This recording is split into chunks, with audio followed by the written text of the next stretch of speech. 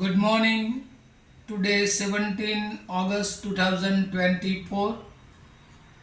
Wisdom of Word of God morning ડિવોશનમાં આપ સર્વને પ્રેમી સલામ પાઠવતા આજનું સવારનું જે વચન છે નીતિવચનોનું પુસ્તક એનો ચોથો અધ્યાય અને એની 1-10 કલમ પ્રોવર્બ્સ ચેપ્ટર 4 વર્સ 1-10 આપણે જોઈશું ને એના આધારે પ્રભુનું ટૂંકું મનન આપણે કરીશું.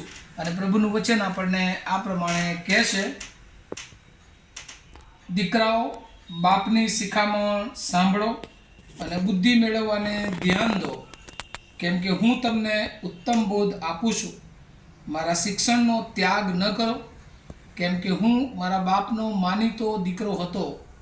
મારી માની દૃષ્ટિમાં હું સુકુમાર તથા એકનો એક હતો.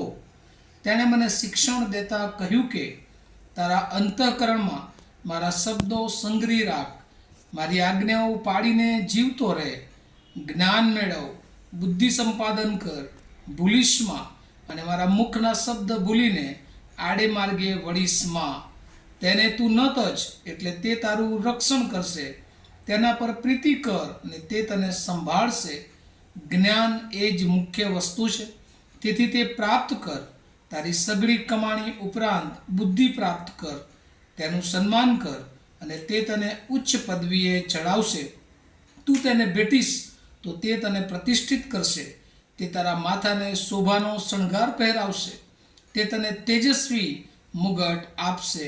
હે મારા દીકરા, મારી વાતો સાંભળીને સ્વીકાર કર, એટલે તારા આવરદાના વર્ષો ઘણા થશે.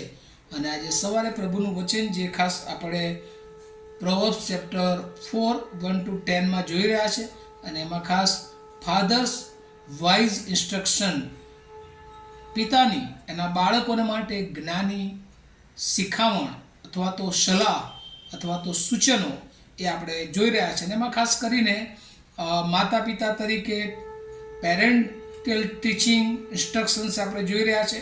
અને એમાં ખાસ કરીને જે માતા પિતા તરીકે ઉત્તમ બોધ એ આપવામાં આવ્યો છે કે તું બધું જ એ જીવનમાં પ્રાપ્ત કર. પણ જે અમે તને શિક્ષણ આપીએ છીએ, જે વચનોનું શિક્ષણ આપીએ છીએ, એ તારા અંતઃકરણમાં એ સંગ્રહી રાખ, મેમોરાઇઝ કર, એને રિસ્ટોર કર, કે જેથી કરીને એ જો તું પાડશે તો તું તારા જીવનમાં એ બુદ્ધિ મેળવશે, એ જ્ઞાન મેળવશે અને એને કદી ભૂલીશ નહીં. અને જો એ જ્ઞાન હશે તો તું આડા અવળા માર્ગે વળીશ નહીં. અને જો એ જ્ઞાન જે અમે તને આપીએ છીએ એ જો તારી પાસે હશે ને તું એનો ત્યજીશ નહીં, એનો નકાર કરીશ નહીં, એને રિજેક્ટ કરીશ નહીં પોતાના જીવનમાંથી, તો 3 બાબતો તારા જીવનમાં કલમ 6 પ્રમાણે જે મળશે કે એ જ્ઞાન એ તને પ્રોટેક્ટ કરશે, તારું રક્ષણ કરશે. એ જ્ઞાન એ તને પ્રેમ આપશે અને તું પણ એને પ્રેમ કરશે. અને એ જ્ઞાન તને સંભાળશે, તારી કેર રાખશે. અને એટલા માટે આ બધી જ બાબતોમાં આખરે એના માતા પિતા પેરેન્ટલ ઇન્સ્ટ્રક્શન તરીકે તે જણાવે છે કે જ્ઞાન એ જ જીવનમાં મુખ્ય વસ્તુ છે. અને એથી તું એને પ્રાપ્ત કર.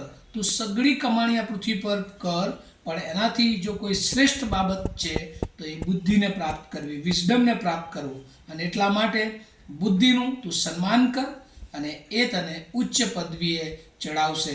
અને તું જ્યારે એને ભેટીશ, એને પ્રેમ કરીશ, ત્યારે એ તને પ્રતિષ્ઠિત કરશે.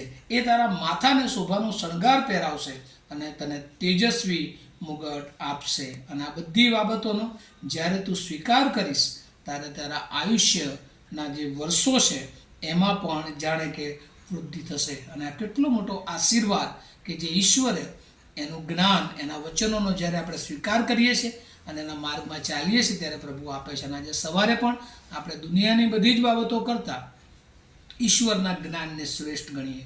રોજ સવાર, રોજ સાંજ, રોજ બપોર પ્રભુના વચન સાથે, વચનના વાંચનની સાથે, વાંચન અને વચન એ જીવનમાં પોતાના ઉતારીને એ પ્રમાણે જીવન જીવીને પ્રભુમાં વધારે મજબૂત થઈએ, કે જેથી કરીને આપણે આપણા જીવનોને, આપણા બાળકોને, આપણા કુટુંબને પ્રભુ આશીર્વાદિત કરે.